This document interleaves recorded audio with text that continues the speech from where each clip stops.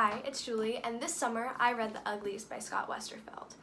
So this is a dystopian fiction novel, very similar to Hunger Games or Divergent, but also adds in some more relevant topics such as mental health and self-esteem.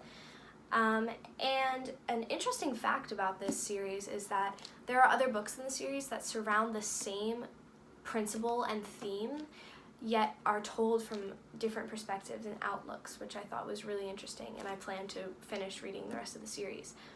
So in this book, it surrounds a world where being pretty and ugly are very segregated, and everybody is born ugly. And when you turn 16, you get your pretty surgery, and you're allowed to move onto the other side of the city where the pretties live. So the storyline surrounds a girl named Tally who is very excited about getting her surgery because she's almost 16 and her best friend already lives on the other side of the city where the pretties are. Yet the only problem is she meets someone named Shay who completely disagrees with the pretty process and is seen as a rebellious ugly. And Tally is told about this place in the wilderness, a town in the wilderness where being ugly and pretty doesn't matter. And she completely denies it, argues and doesn't want to go until she's forced to by Dr. Cable, who's with the secret police. And he says that if she doesn't go, that she will never become pretty and she'll never get the surgery. So she ends up going out of fear of never being pretty and realizes that the town is called Smoke, and she meets this boy named David who evidently makes it so she doesn't really want to be pretty.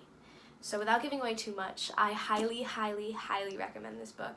I'm not usually a dystopian fiction reader, however, I really related to it because I think it added in a level of relevancy to teenage life and daily life as a youth in the world now. And it really brought it back down to earth for me and something that I could understand and figure out how to relate myself to it.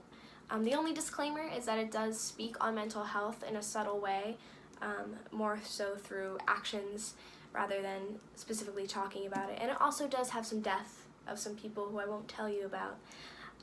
But yeah, I highly recommend this book. Go pick it up and read it for book club. It's gonna be great.